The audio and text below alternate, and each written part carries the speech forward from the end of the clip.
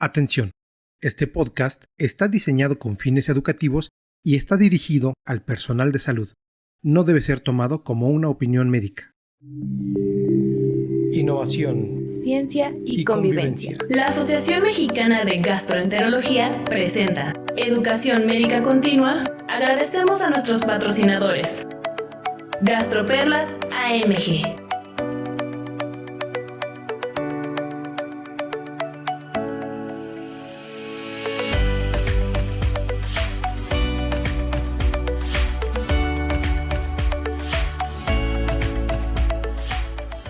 Hola, ¿qué tal? Qué gusto volverlos a saludar en esta ocasión para el episodio número 117 de Las Gastroperlas, este podcast de la Asociación Mexicana de Gastroenterología.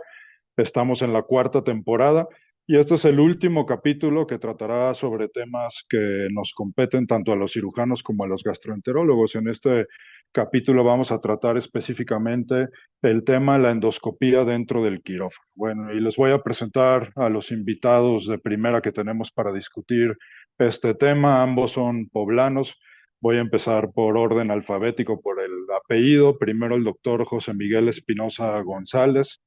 Él estudió medicina en la UAP, hizo su residencia de cirugía general en el Instituto Mexicano del Seguro Social y se formó como endoscopista en el Hospital Juárez de México y actualmente es adscrito a la unidad terapéutica del Hospital Universitario de Puebla.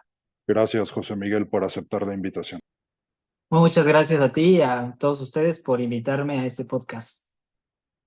Y por el otro lado está el doctor Eduardo Ruiz Ballesteros. Él estudió medicina en la UPAEP, se formó como gastroenterólogo en el Hospital Español de México, hizo su formación como endoscopista en el Hospital ABC, es expresidente de la Sociedad de Gastroenterología del Estado de Puebla y actualmente es adscrito al servicio de gastro y endoscopía en el Hospital Ángeles Puebla. Gracias, Eduardo, por aceptarnos la invitación.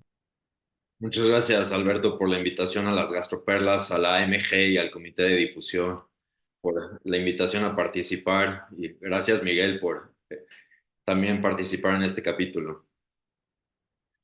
Bueno, pues antes de empezar, me gustaría agradecerle a los laboratorios que hacen posible estos esfuerzos de educación médica continua.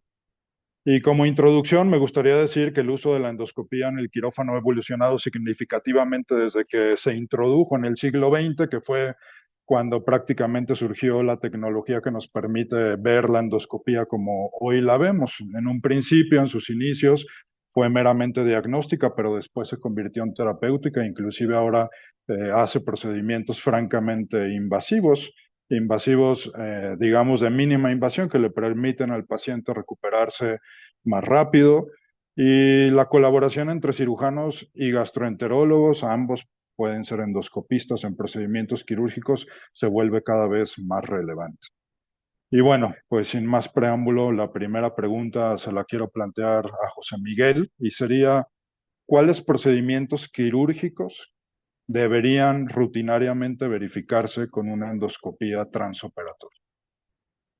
Bueno, actualmente la cirugía gastrointestinal requiere bastante de la endoscopía, ya toma una gran relevancia e importancia en diferentes especialidades de la cirugía gastrointestinal. Por ejemplo, la cirugía oncológica va a ayudarse de la cirugía de la endoscopía transoperatoria para evaluar lesiones o sus anastomosis.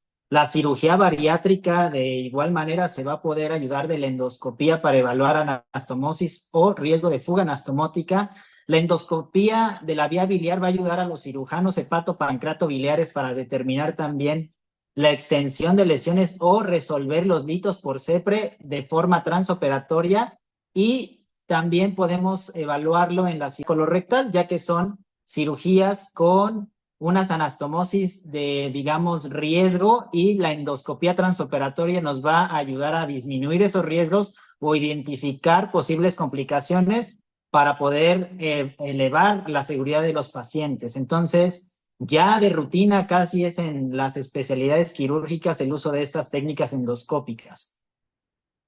Gracias, José Miguel. Sin duda, un procedimiento quirúrgico en el que nuestro medio frecuentemente, al menos idealmente, debería de solicitarse la valoración transoperatoria por un endoscopista, son las funduplicaturas. Y la siguiente pregunta se la quiero hacer a Eduardo, y es, en el caso de las funduplicaturas, ¿qué debe evaluar un endoscopista de forma transoperatoria? Gracias, Beto. Pues en la evaluación endoscópica, siempre el momento transoperatorio hay que evaluar pues, la integridad de la mucosa, el reservorio gástrico, la cámara gástrica, el ancho, los pliegues. Normalmente apoyamos al cirujano tanto en la visión frontal para ver que no haya resistencia, que no haya quedado tan apretada la funduplicatura, en retroflexión, ver los pliegues, ver pues ese pinzamiento, la integridad quirúrgica. Entonces creo que se ha vuelto una herramienta que cada vez más los cirujanos nos están pidiendo a los endoscopistas de acompañarlos en el procedimiento quirúrgico y de poder hacer esa evaluación correcta en el mismo tiempo quirúrgico. Creo que es importante para el endoscopista también conocer la anatomía, pues sin modificaciones, para que tú puedas decirle al cirujano en ese momento qué está pasando o si encuentras algo que está disfuncional o incorrecto. Gracias, Lalo. ¿Tú consideras indispensable, o sea, sería indispensable hacer una endoscopía transoperatoriamente en una funduplicatura? Creo que depende de cada cirujano. Yo en mi escuela y en el ABS en Ciudad de México, casi de rutina lo utilizaban los cirujanos. En el español creo que cada vez se utiliza más, que son mis dos escuelas. Entonces, creo que le ayuda y le da mucha confianza al cirujano saber que está bien hecha, está competente, que no hay ninguna alteración, no hay un sangrado. Han habido casos que hay algún tipo de hemorragia o han habido casos de perforación que se logran detectar en ese momento por endoscopía. Entonces, pues sí da tranquilidad para todos los médicos en el momento de hacer la revisión endoscópica. Gracias, Lalo. Otro procedimiento que se hace ahí muy cercano a la unión esofagogástrica, donde pueden involucrarse endoscopistas y a veces los cirujanos solicitan una evaluación transoperatoria por endoscopía, es la miotomía de Heller. Y esa es la siguiente pregunta para José Miguel. ¿Qué requiere saber un cirujano de la valoración endoscópica transoperatoria después de hacer una miotomía de Heller? Acá toma una importancia la endoscopía transoperatoria para evaluar la longitud de la miotomía en esófago, ya que sabemos que no puede ser menor de 4 centímetros. Entonces, valorarlo de forma laparoscópica a veces es difícil. Sin en cambio, por endoscopía podemos medir esa longitud, podemos identificar la unión esofagogástrica y podemos también determinar la longitud de la miotomía en estómago. Entonces, se ha demostrado, y hay estudios, que cuando se ocupa endoscopía transoperatoria en Heller laparoscópico, los pacientes tienen mejor paliación de los síntomas contra aquellos que no se hace cirugía transoperatoria. Entonces, la verdad es que es de gran importancia el poder realizar en estos procedimientos siempre una endoscopía transoperatoria para la miotomía de Heller. Gracias, José Miguel. ¿En qué momento, generalmente la miotomía de Heller debería asociarse a un procedimiento antirreflujo?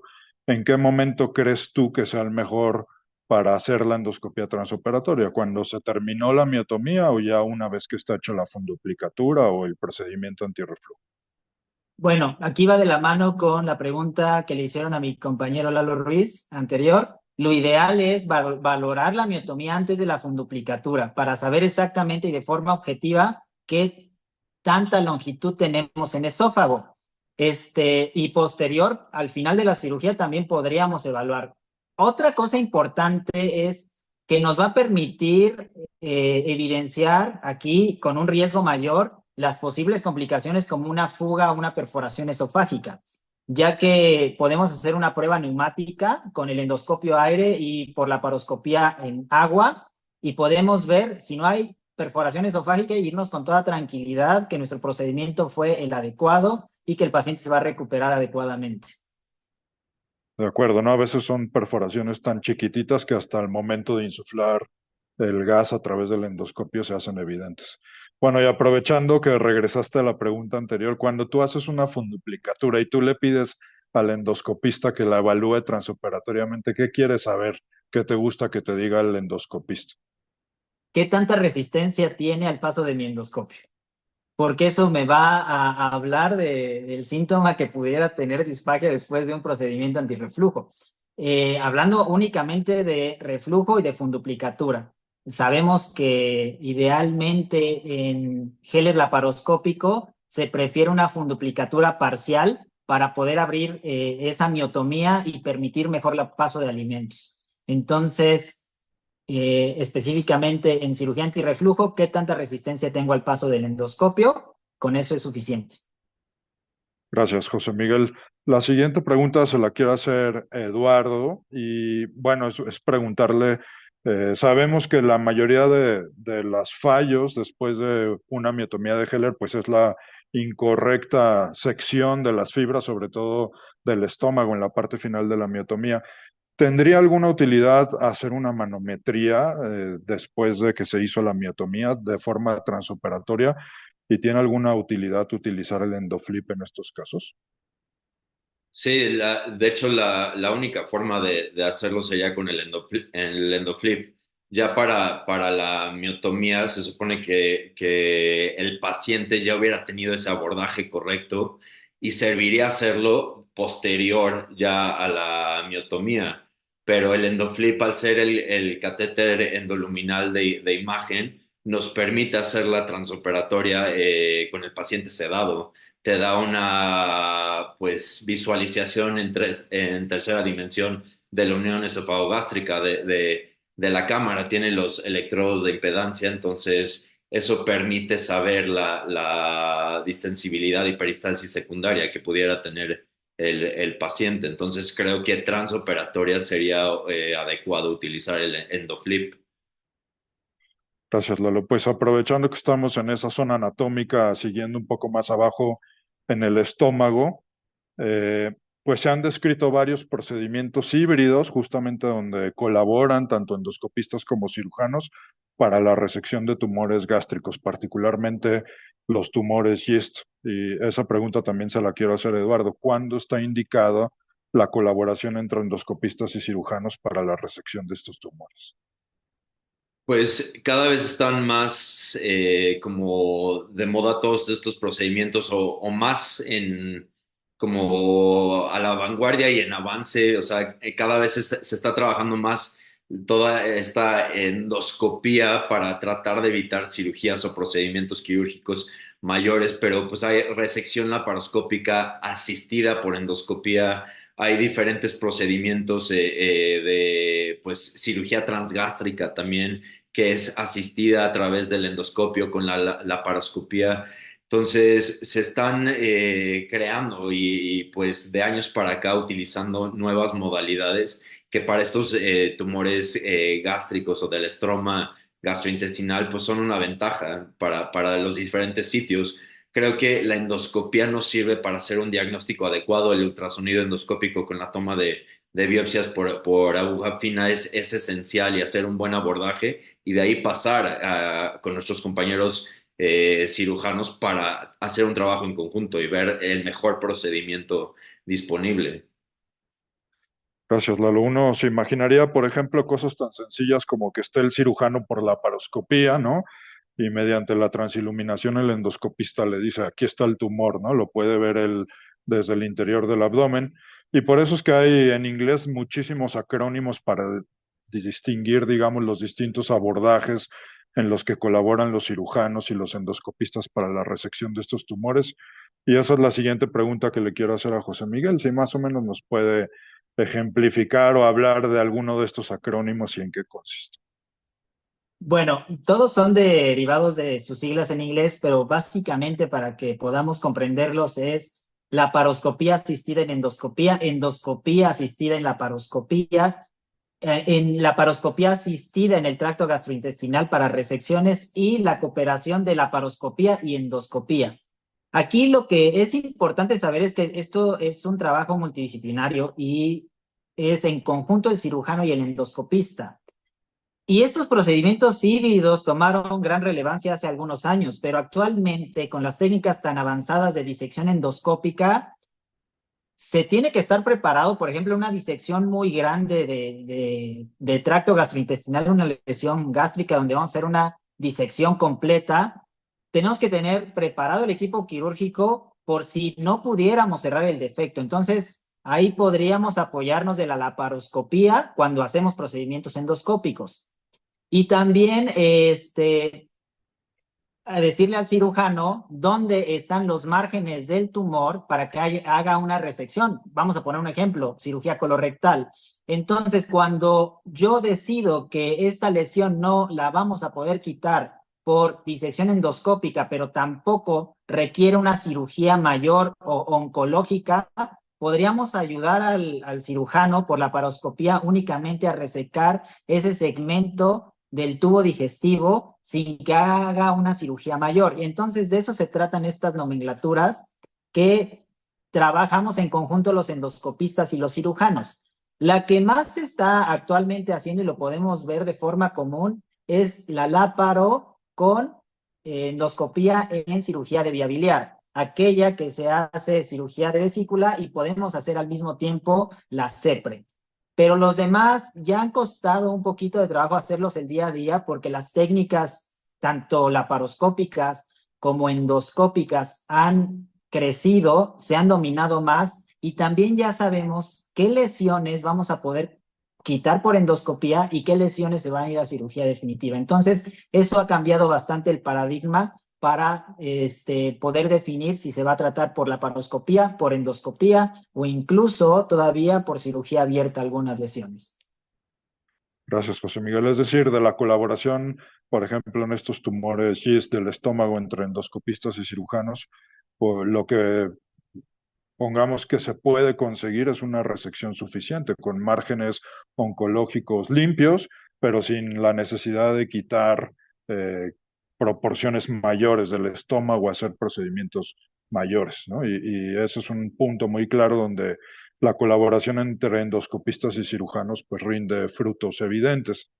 Otro, siguiendo ahí con el estómago, otra pregunta para Eduardo es si es útil la endoscopía transoperatoria en los procedimientos que hacen regularmente los cirujanos bariatras, porque realmente no sé cuál es su experiencia, pero generalmente los cirujanos bariatras no se acompañan de los endoscopistas durante sus procedimientos. Sí, últimamente, pues, como decíamos, creo que ya cada vez más los cirujanos nos están pidiendo a los endoscopistas participar, que eso es muy importante. Somos una herramienta, al final de cuentas. Creo que la endoscopía en la cirugía bariátrica es esencial, es invaluable, para poder decirle al cirujano pues cómo está el estómago, cuál es el mejor procedimiento para el paciente, para el manejo de complicaciones. Muchas veces con los cirujanos bariatras nos piden igual transoperatorio, entrar a revisar cuando encuentran alguna hemorragia, evaluar las zonas de anastomosis, los diámetros que dejan los cirujanos. Entonces creo que es una herramienta esencial en la cirugía bariátrica y cada vez más pues también está surgiendo la endoscopía bariátrica, que creo que ya has tenido algún otro episodio de las gastroperlas que se tocó todo este tema de endoscopía bariátrica y viene también revolucionando todo el campo. De acuerdo, creo que, o sea, hacer como la valoración preoperatoria endoscópica, creo que en eso los bariatras están muy de acuerdo. Las complicaciones están de acuerdo también que las resuelvan los endoscopistas, pero ya muy bien Eduardo nos decía que también hay indicaciones de hacer endoscopías transoperatorias durante la cirugía bariátrica. Y bueno, ahora sí para movernos a lo que decía José Miguel, ¿no? Una colaboración, digamos, por la frecuencia de la cirugía que suele verse con mayor regularidad, pues es precisamente el abordaje de las vías biliares, ¿no? Y ahí hay procedimientos híbridos, inclusive, donde participan endoscopistas y cirujanos simultáneamente. Se puede hacer la cirugía de vesícula y al mismo tiempo, en ese mismo momento, acto quirúrgico, la CEPRE. Y bueno, la pregunta para José Miguel sería, ¿cuáles son la utilidad o las indicaciones, las ventajas de hacer este famoso procedimiento híbrido donde se encuentra el cirujano y el endoscopista en la cirugía de vías biliares? El famoso rendezvous. Bueno, la verdad es que sabemos que los pacientes de enfermedad vesicular, hablando de litos, tienen un riesgo del 10 al 15% de coledocolitiasis, entonces no es nada despreciable. Sabemos que actualmente hay parámetros que nos van a dar el riesgo de que lo tengas o que sea un riesgo muy bajo que difícilmente tengas coledocolitiasis. Sabemos que está ya muy estandarizado los procedimientos de hacer CEPRE y posterior colecistectomía por enfermedad de litos en la vía biliar y en la vesícula. Pero sabemos que esto de hacer de 2 estadios lo que permite es mayor estancia hospitalaria de los pacientes y mayor costo en los procedimientos quirúrgicos o endoscópicos. Entonces, este procedimiento de hacerlo en conjunto sí ha demostrado a través de los estudios que disminuye costos, disminuye estancia hospitalaria, disminuye tiempo de procedimiento, disminuye anestesia y efectos que le generan al paciente. Idealmente siempre va a preferirse hacer la CEPRE y posteriormente la colecistectomía, no importa que sea en el mismo momento. Y esto es porque si el endoscopista le es difícil canular la vía biliar y que sabemos que hay un riesgo de imposibilidad de canulación, el laparoscopista nos va a poder pasar la guía a través del cístico para poder ingresar a las vías biliares, hacer la esfinterotomía y sacar los litos de la vía biliar principal. Entonces, esa es la ventaja que mayor tenemos en estos procedimientos en conjunto. Y recordar al público en general que lo ideal siempre va a ser CEPRE y posteriormente colecistectomía. Muchos tratan de hacer la colecistectomía y después que se haga la CEPRE, pero aquí olvidan que si no podemos canular, ya no va a haber forma o va a ser muy difícil que me puedan pasar una guía a través de conducto cístico a la papila y yo poder ingresar a la vía biliar para la resolución de la coledocolitiasis. Entonces, eso es algo muy importante que sí debemos de tener en cuenta. Yo sí lo hago, no de manera tan frecuente, pero sí lo llego a ocupar.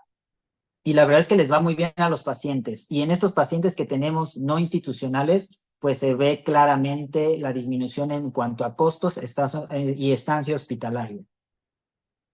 Gracias, José Miguel. Otra parte de la cirugía donde la endoscopía transoperatoria ha tomado relevancia es precisamente para la evaluación de las anastomosis que hacen los cirujanos y evaluarlas en el mismo momento posterior a haberlas hecho. Y esa es la siguiente pregunta para Eduardo. ¿Qué anastomosis gastrointestinales crees tú que deberían evaluarse rutinariamente por una endoscopía transoperatoria? Creo que todas, Beto, las esófago y ayuno, gastro y ayuno, las colorectales, pues cualquier bypass gástrico en YDRU, ayuda a disminuir el riesgo de complicaciones de perforación, para ver las líneas de grapeo, hemorragia que luego pueda haber en ese momento. Entonces creo que es una herramienta que ayuda al cirujano a que tenga la certeza de que la cirugía que salió bien y que tenga éxito y disminuir complicaciones para el paciente principalmente. Gracias, Lalo. La siguiente pregunta es para José Miguel. ¿Qué hay que evaluarle transoperatoriamente? O sea, si uno está haciendo la endoscopía, ¿en qué se debe de fijar? ¿Qué debe de evaluar de la anastomosis? Claro, debemos evaluar el diámetro, que pase el endoscopio, que no haya una fuga, hacer la prueba de fuga de esa anastomosis, porque sabemos, los que somos cirujanos, la pesadilla que implica una fuga post-anastomosis y el calvario que vive el paciente. Entonces, la verdad es que nos va a permitir evaluar de una manera objetiva y que no haya fuga. Y también podemos ver que no haya, en el caso de resecciones por tumores, no haya extensión tumoral o que sean libres los márgenes de tumor. Entonces son de los pilares más importantes a evaluar en una endoscopía transoperatoria. Y esto se ocupa mucho, como dice mi compañero Lalo Ruiz, en todas las cirugías del tracto gastrointestinal, pero muy frecuentemente en cirugía colorectal. Así es. A ver, solo para cómo se hace una prueba neumática por endoscopía? ¿Cuál es como el principio fundamental? Vamos a hablar el ejemplo de una cirugía colorectal. yo voy a meter el endoscopio y voy a hacer la evaluación por endoscopía de que haya paso del endoscopio, y el laparoscopista va a hacer un cierre parcial en el tracto gastrointestinal para que yo pueda insuflar aire. Y él, por medio de la laparoscopía en agua, va a ver si no hay burbujas. Eso va a demostrarme que no hay ninguna fuga y nos podemos ir todos tranquilos y seguros a descansar esa noche, porque el paciente va a tener un muy poco riesgo de una fuga anastomótica. Es un muy buen ejemplo que son movimientos coordinados entre el endoscopista y el cirujano simultáneamente en ese mismo momento. No sé, perdón a lo mejor tu opinión también como cirujano. A veces como endoscopistas, tanto Miguel y yo podemos dar ese punto de vista, pero el temor del cirujano es que tú le puedas meter más presión de lo normal al segmento que estás evaluando. Entonces, no sé cuál sería la opinión en ese aspecto. Bueno, desde mi perspectiva sí creo que tiene que ser una cosa muy coordinada entre el cirujano y el endoscopista, ¿no? Definitivamente ahí la gran ventaja es que pues se tienen visiones distintas y cada quien tiene sus ojos puestos en su pantalla, ¿no? El endoscopista lo está viendo endoluminal, ¿no? Y el laparoscopista lo está viendo por fuera, y las luces y todo en ese momento juegan un papel importante, pero definitivamente creo que has tocado un punto importante, que el cirujano y el endoscopista que colaboran transoperatoriamente, pues deben llevarse bien, deben poderse comunicar, deben poderse pedir lo que necesitan, ¿no? Es una cosa muy importante, sin duda. Pues bueno, se nos termina el tiempo y para cerrar este capítulo les quisiera preguntar, justo retomando este tema, si en su opinión, en cuanto a las perspectivas de la endoscopía transoperatoria, deberían colaborar más frecuentemente los cirujanos y los endoscopistas, teniendo en cuenta que ambas especialidades pueden hacer una formación adicional en ese campo. Si quieren, empezamos justo con Eduardo. Pues creo que sí hemos visto en todos los casos o escenarios de hoy que es una parte de la cirugía, se puede complementar con esa evaluación endoscópica. Justo como decías, hay que llevarse bien y tenerle confianza tanto al endoscopista, al cirujano, trabajar en equipo. Al final, todo lo estamos haciendo por el beneficio del paciente y para que el procedimiento tenga el mayor éxito posible. Entonces, creo que es una relación estrecha y algo que debemos de implementar en muchas de nuestras unidades. José Miguel. Definitivamente, como dicen, deben llevarse bien, porque si no, no va a haber una buena coordinación. Y claro que deberíamos de pedir los cirujanos más endoscopías transoperatorias en toda la cirugía del tracto gastrointestinal, sin duda, porque esto va a aumentar la seguridad en nuestros procedimientos. ¿Qué creen ustedes que, por ejemplo, en nuestro medio, bueno, a lo mejor ustedes que frecuentemente hacen procedimientos endoscópicos transoperatorios, ¿qué creen que limita a los cirujanos para pedir que esté el endoscopista con ellos? A lo mejor mencionar este tema de las aseguradoras. ¿Las aseguradoras están dispuestas y cubren estos procedimientos, estas valoraciones endoscópicas transoperatorias? Como que depende. En el caso personal, creo que a veces hay ciertas aseguradoras que no lo cubren, pero a veces el cirujano habla con el paciente, les dice que puede ser necesaria una revisión o examinación, exploración endoscópica durante el procedimiento, o si llega a presentar alguna complicación durante la cirugía, hemorragia, cualquier cosa que podemos estar preparados o que puede estar el endoscopista, y normalmente ahí también es coordinar con el cirujano, ya saber nosotros que o estar presente en el hospital o que tienes un espacio ahí marcado que lo tienes en mente porque en ese momento podemos correr todos. De acuerdo, ese es un punto importante, coordinar los tiempos que estén ahí cirujanos y endoscopistas. José Miguel, ¿tú qué piensas de por qué no se hace más habitualmente la colaboración entre endoscopistas y cirujanos en el quirófano? Yo creo que está totalmente justificado en toda la cirugía del tracto gastrointestinal, porque la literatura nos está respaldando, pero puede ser el conocimiento de que nos va a dar ciertos beneficios el usar la endoscopía. Y también yo aprendí que al paciente hay que ofrecerle lo mejor, no limitarnos porque, ok, no lo cubre el seguro o va a incrementarle el costo. Si la seguridad va implícita en hacer un procedimiento endoscópico transoperatorio, se debe de pedir. Entonces, nos falta un poquito difundir más el que estos procedimientos de endoscopía transoperatoria son muy necesarios en las cirugías del tracto digestivo.